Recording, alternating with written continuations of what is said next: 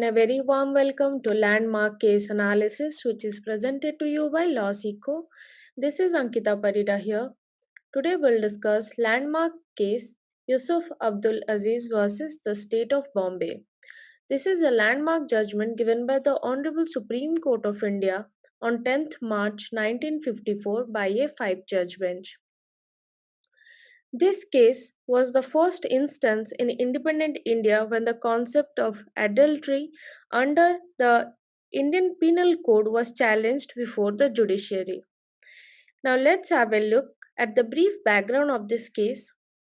The appellant in this case, Yusuf Abdul Aziz, was prosecuted for charges of adultery under section 497 of the IPC, and therefore he applied to the High Court of Bombay.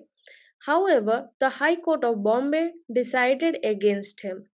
Based on this judgment of the High Court of Bombay, the appellant approached the Supreme Court to decide on the legal validity of the section 497 of the Indian Penal Code. Now let's understand about adultery. Adultery, in its literal meaning, means an act of voluntary sexual intercourse between a married person and someone other than that person's current spouse or partner. However, Indian Penal Code under section 497 defines adultery as an offense when a male has a sexual intercourse not amounting to the offense of rape with a female who is or whom he knows or has the reason to believe to be the wife of another man without the consent or convenience of the man. It is also clearly stated that the wife shall not be punishable as an abettor under section 497 for the charges of adultery. This provision that the wife shall not be punished was the point of contention for the appellant, and he challenged the constitutional validity of section 497 because it violated the fundamental right to equality guaranteed under Article 14 of the Constitution, as it does not make women equally culpable in an adulterous relationship. He contended that Section 497 only punishes a man and the woman goes scot free, as it has provision for punishment for male offenders only, and the wife is not punishable, and it is against the fundamental right to equality mentioned under Article 14. The appellant also contended that the impugned section operates unequally between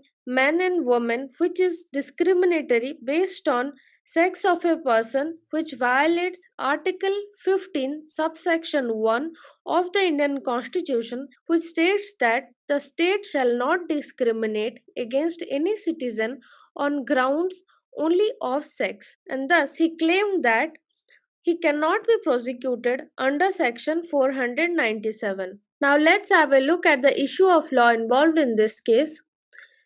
Whether section 497 of the IPC violates article 14 and 15 of Indian Constitution and hence is void.